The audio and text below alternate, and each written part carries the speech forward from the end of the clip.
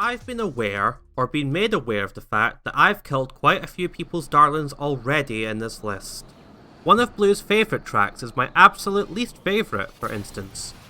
I know others have disagreed with a lot of my choices so far, and that's not going to stop here. Here is Striker's favourite track. Sorry, pal. It's got a distinct vibe to all the other Rotorua tracks. While it's not the only one situated entirely in the cave, Methane Pools says hi, it doesn't have the warm colour palette that defines Rotorua, thanks mostly to the eponymous crystals encrusted all over the cavern pillars. The track design emphasises the vastness of the cave as it wildly swings up and down over a lap. At its tallest point, you'll be scraping just underneath the roof of the cave, where we incidentally find a tube section. Thankfully for my blood pressure, it's entirely straight and even has a neat gimmick where the track loops round and goes right back through the tube. And once again my blood pressure is saved because it's done on an actual track rather than riding the surface of the tube, pipe, whatever. I can't give Neon Crystals too much credit for this however, as it's a party trick Redout repeats a few times with only slight variations. Serpent, Annapurna, Solar Farm and this track all come to mind as having this feature, so it definitely takes away from this track's identity.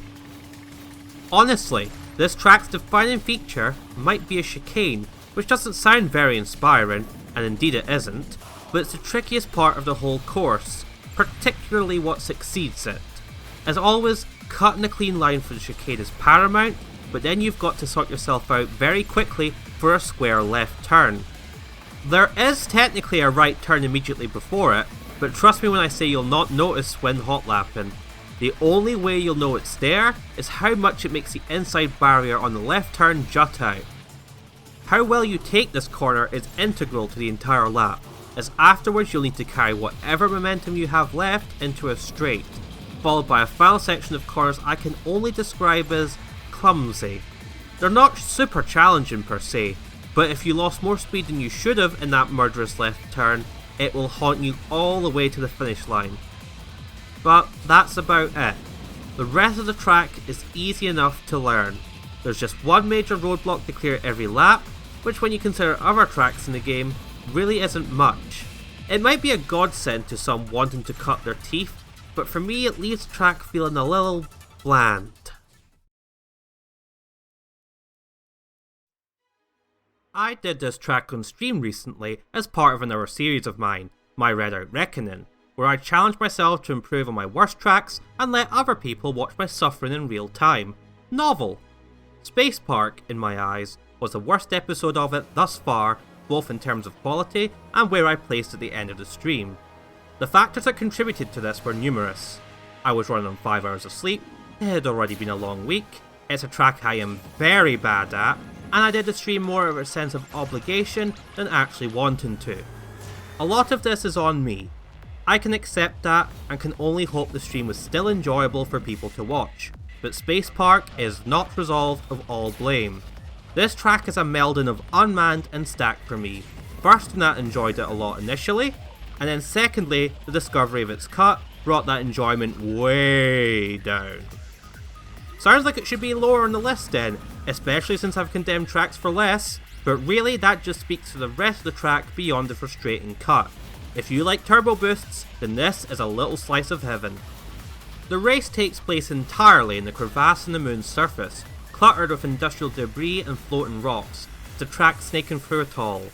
The sun glares down into the canyon, creating deep, dramatic shadows and fleeting slivers of light. Thankfully, the track itself is lit, so you can see where you're going, but combined with the thumping music, it creates a very intense vibe. The lap immediately begins by casting you down deeper and deeper into the crevasse, and the latter half is spent climbing your way back up.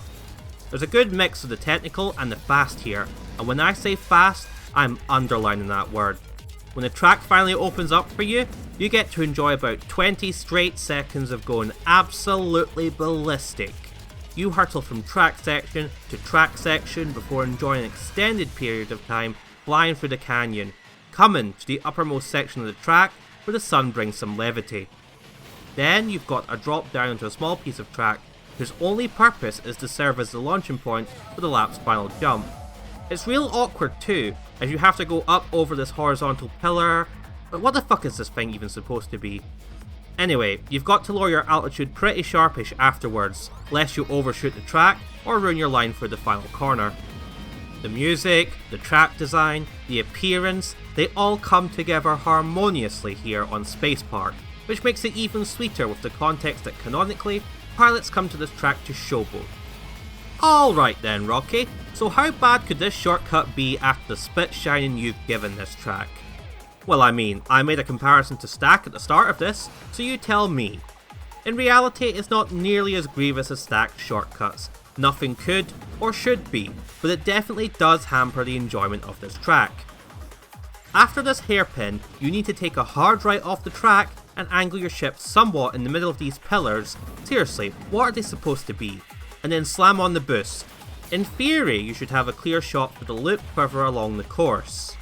In reality, you're going to get dunked on by the inconsistent hitboxes at least once. At least Stack has the good grace to let you know when you're at fault when taking its shortcuts. Trying to imagine the actual hitbox compared to what's visually there, whilst also thinking about your boost management, launch angle, speed, maintaining a continuous strafe for that extra bit of speed, is an extra layer of mental gymnastics that I do not need. The last thing I'll say about Space Park is that the shortcut does highlight a flaw in the track design. If the track was reworked to be somewhere in between this and the intended route, I think the track could easily shoot itself up into the top 20, but the chances of that happening are about as low as me becoming a Solha main.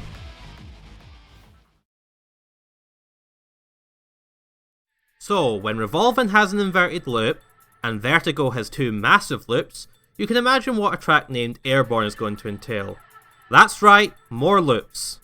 Nah, I'm just bullshitting you. The real surprise here is that unlike the other two tracks, Airborne's main gimmick doesn't make me want to power slide over broken glass. And that's about it, really. Acera's not great here, as shorter tracks tend to be, but regardless of ship choice, there is a lot of fun to be had in the two main jumps that make up Airborne. They're practically back to back. They'll feel distinctly different from each other. The first is wide open and airy, and the second manages to make being 100 feet in the air feel claustrophobic. It's a real gotcha moment early on in your career too, where any indecision about whether to go under or over the bridge will likely see you go right into it instead. The only real negative I can drum up here is that beyond the jumps, it's a rather dull track. I assume this is endemic of Alaska being the first environment developed, and won't hold it against Airborne too much, especially when I consider how some of the other tracks turned out. On the plus side, this is the last track on the list that could be considered forgettable in my eyes.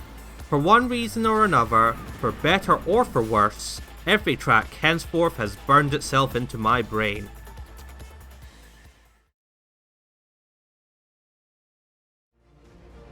I'm half tempted to put this track lower, you know, but logic dictates that I can't.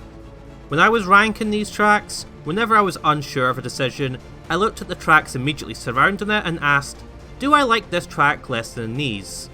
And when I think about it like that, my mind cannot place escape velocity any lower, even though my heart would like to say otherwise. This track name, like Airborne before and also the track after this one, spoilers, are very on the nose. Really, I would be upset if escape velocity wasn't true to its name and wasn't a flat out circuit. But it still needs to be a circuit, and so corners are needed. Their rudimentary nature, however, is the first thing that needles me. At the end of the straight with the boost pads, you get a hairpin that's just hard enough to spot that you likely won't take it as efficiently as you could. Going from 100 to 0 in one corner is also pretty sad. That said, the next straight ends up being my second point of frustration here. Going fast is not as straightforward as you might think here.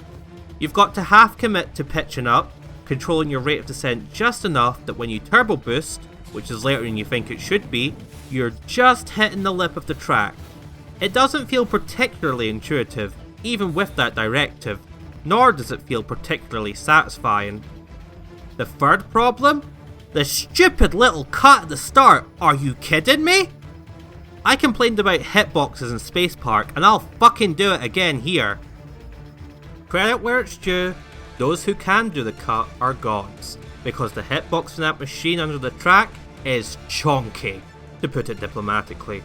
It's not a consistent cut, but that doesn't matter when you're hunting for precious hundreds of seconds to shave off your time. Beyond these irritations though, Escape Velocity possesses what every Neptune track does: fantastic presentation. Even though Party Rock is out there, figuratively and literally speaking, I think Neptune holds the crown for the most unique feeling environment. The music epitomises this, which strays the furthest from the game's techno and trance bases and drifts into epic territory. The kind of thing you wouldn't be surprised to hear in a movie trailer, and I mean that in the best possible way. Neptune's strong visual and aural identity is something I will go into more detail later on, but suffice to say it does a lot of the heavy lifting here. At the end of the day, going fast is fun, and Escape Velocity does a lot of that. If you're a speed freak among speed freaks, consider making this track your home. For me though, it's complex in the wrong places, and unsatisfying in the places where it should be.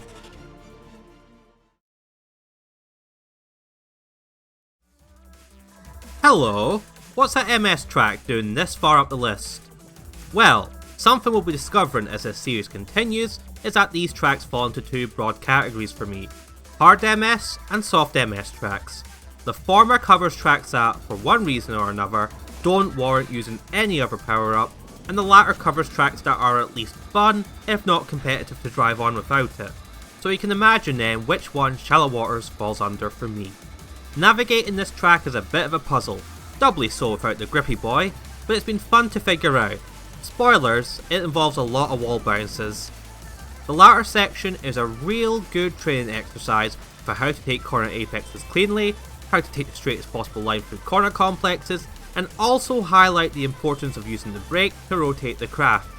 That's a lot of variation for just one half of the track, and the other half doesn't disappoint in this regard either.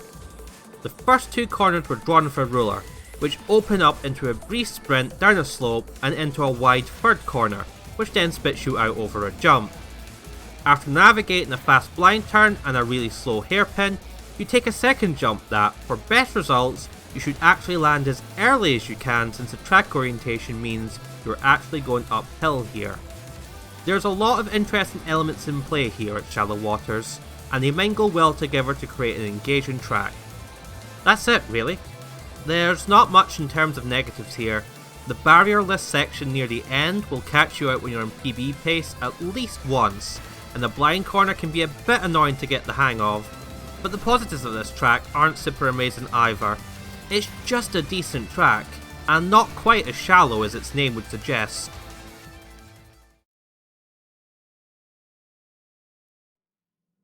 When I wrote that Kamsen has the harshest hairpin in all of Redout, Annapurna popped into my head saying, "Hold my beer."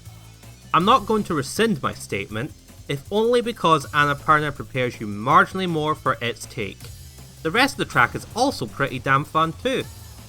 Durga's influence can be briefly felt, with the first corner being a violent, blind left-hander, but that's about the only time you'll encounter one of those here.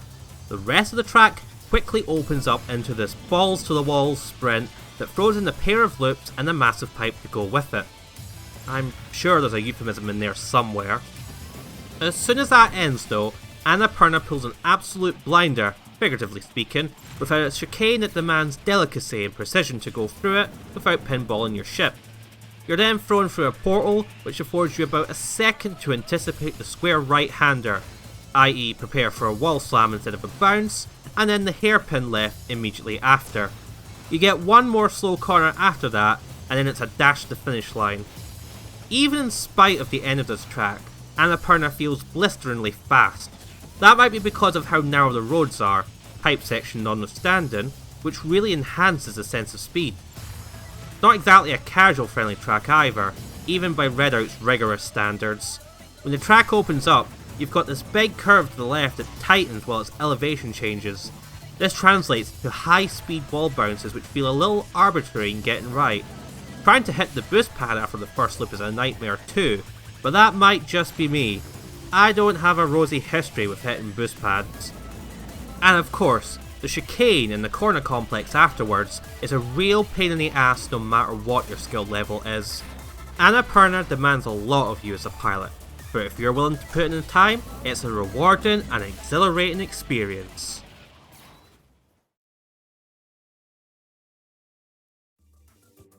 Oh god, how do you even pronounce this track's name? Kinshiha...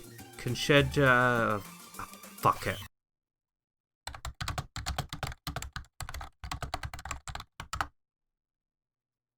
Right, so Kinshiha's difficulties start with its bloody name, and they don't stop for as long as you remain in this track. Introduced right after Serpent, these two tracks lead the charge for Sequoia being a demanding environment.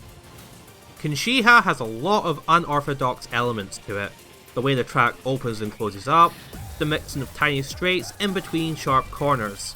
There's the jump over a raging river that has landings that are less worse than others. There are no good landings. You can even go off-roading for a moment, though with no handling differences. Probably for the better. The thing that makes Kinshiha stand out though, is the last turn before coming back onto the bridge. Calling it a turn is generous, since it's really just 3 disconnected track pieces loosely arranged in the shape of a turn, and also because most of the time, it's faster to just ignore it entirely and make a straight shot for the finish. Whatever you choose though, one thing's for sure, you're going to learn to fucking hate that bridge. It will be the judge, jury, and executioner of your hot laps. And justice might be blind, but so are you when you're trying to cut the last turn entirely and zoom towards the finish line. Obviously, you want to avoid hitting the support structure of the bridge, but with the angle you're at, it's really hard to do so thanks to your ship blocking your view. It's something you do get used to with time, and repeated crashes. Going fast here requires you to be patient, to be as unconventional as the track itself, and as sharp as a knife. It's a fun enough track when it goes right, but when it doesn't, it leaves me wanting to burn some bridges. Which is why I'm now wanted for arson.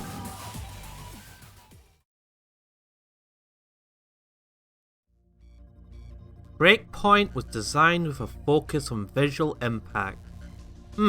So that's why it looks like a Windows 98 screensaver and crack. Gotcha. Criticising a Vertex track because of its visuals is a bit of a low blow, but there's not much to pick at here. Except for one thing, and it's quite a doozy unfortunately. So let's start with that. And if you've been on the boil on this track before, you likely know what I'm going to say already. That's right, it's the goddamn first jump. The idea is that you ramp off and land in a loop, but this has proven to be inconsistent. There have been plenty of times where I've gone under the track and crashed, so then I started pitching up a little to compensate.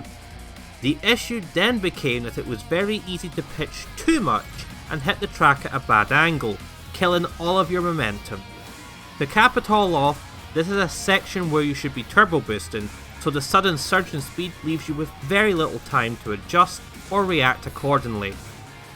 I'm not sure what causes you to go off track. I actually think pitching might agitate the issue, but if you don't pitch at all and you do make the jump, then you're losing speed anyway from scraping the floor. You're damned if you do and damned if you don't. Trust a track inside a virtual simulation to be inconsistent. Happily, however, Breakpoint tends to be a pretty fun track beyond this. Most Vertex tracks are fast, but this one is also pretty narrow and demands extremely quick reflexes from the pilots who race on it. The corners here wouldn't be particularly demanding if they didn't come at you so quickly. Notable ones include the first corner, which might as well be blind if you turbo before it, and the square right after you escape the loop. That latter corner, and what comes after it, is the highlight of Breakpoint in my eyes. You need a good wall bounce on the corner exit as always, but when the track dips down you need to pitch up when it levels out so you don't scrape the floor.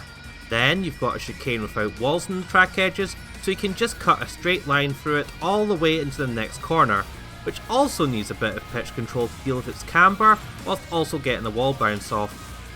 There's so many small little optimizations you can make in this series of turns, and it's always a great feeling when you can string them together effortlessly. Now I can't leave without talking about the final jump, which also introduces the track's one and only cut. but it's a fairly big one that, like so many others, requires you to ignore what looks like a kill plane and sail on through. I actually think this cut improves the track. Sure, it's a bit of a nuisance to learn which kill plane won't kill you and which one actually will, but the track it eschews is hardly exciting. Unlike Unmanned, another track which ends in a huge jump, there's plenty of wiggle room for where to aim your ship and land, so you can at least complete a lap even if the landing isn't perfect. I just wish that loop was less confounding, otherwise Breakpoint might actually be on the better half of this ranking. It's still a very enjoyable track though.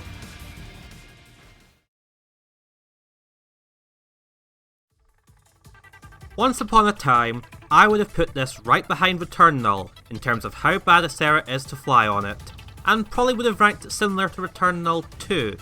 But thanks to Zorinar and my Redout Reckoning series, my eyes have been opened. I've gone from languishing outside the top 30 to being in the top 5. Now again, my place on the leaderboard doesn't affect my opinion all that much.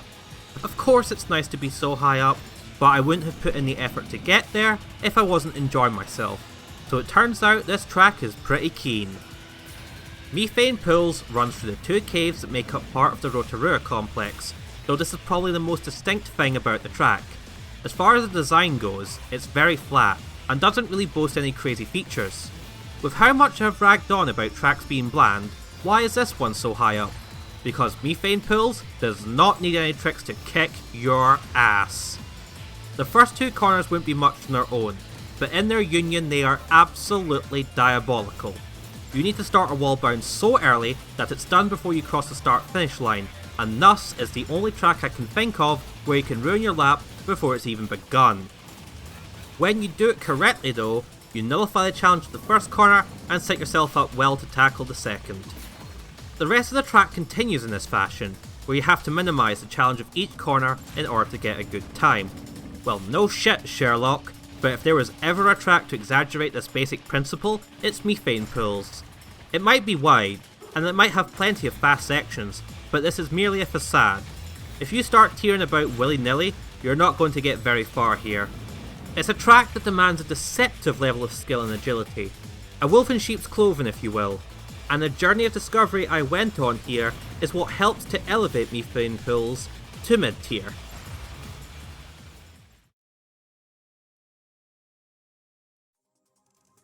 Now I've bitched about magnetic stabilizer enough in this series, but moderation isn't in my vocabulary. Plus, this is where my hatred for MS blossomed like a corpse flower, so it's an important part of this track's assessment and my history with it. When I first joined the Redout community, Explorer was one of the first time trial challenges that came up. Knowing full well just how bad I was compared to a lot of the regulars at the time, I hyperfixated on this track, and doubly so when I saw my go-to of a Serra OAT get turned into confetti by this track. Well, that must just be me, right? I thought to myself. It must just be a skill issue. The ship and power-up combination has worked for me on other tracks. Then I noticed the power-ups other people were using. Magnetic stabilizer, magnetic stabilizer, magnetic stabilizer, all the way down through the top 10 and beyond. I watched in indignation as they made a mockery of the cave section, by far the standout part of Explorer in terms of difficulty. I was about to give up, until this cheeky wee chappie decided to wave the red flag to the bull. 500 laps later, I beat Skiggy, but I couldn't break into the top 10, and the consolation prize I got was some serious RSI that hampered my ability to do the following week's challenge. But I did learn to love Explorer, or, well, hate to love Explorer. Remember how I said MS tracks are either hard or soft MS tracks? Well, this one walks the tightrope between them. It is possible to do a hot lap here without it. Emphasis on the singular part. Unless you're in Cohen, your hull will be absolutely ruined by the assault of wall bounces you need to do to complete a hot lap. Let's talk about those wall bounces. The most important of them is actually a trio done in the cave, the section that MS trivializes the most. But before you can even get to that, you've got to lunge through one of the nastiest blind corners in the game. Thankfully, there's an easy way to set a marker for when to turn, but you'll know when you do it correctly. Then you've got to keep to the outside and do the triple wall bounce as the track twists round, and all you can do is keep vaguely pointed in the right direction. By now your hull should be wondering what it's done to you to deserve this, and the bad news for it is you've only just passed the halfway point. What follows isn't too interesting, but is still technically challenging. This section is all in service of the final hairpin though, if you ask me. Similar to Cam Sim, as soon as you're clear of it, it's a straight shot to the finish. You'll be mashing the turbo boost button, angling yourself to hit both boost pads at once so you can tear your face off as you sail over the finish line. Explorer is hugely frustrating, and part of that frustration is a result of my own stubbornness, but with how short the laps are, failure at least means you can quickly pick it up and try again. When it does come together, Explorer can yield deep satisfaction, but there's a key word there. Checkpoint! We're halfway there, but hopefully I won't be needing a prayer to finish the rest of this series. Sorry this one took so long to get out. Life's currently like spinning plates, and I'm also finding it trickier to write about the middle of the field tracks than the ones I hate. It's easy to talk about tracks at either extremes, but the ones that are alright require greater introspection to understand why they're alright. With any luck, things should pick up for the latter half of this series. As always though, thank you all for your patience and for watching the video. Give it a like if you enjoyed it. I hear that pleases the great algorithm, and if you have any feedback or opinions you want to share, chuck it down in the comments below. Alternatively, you can find me in the Redout Discord. For now though, take care, and I'll see you in the next one.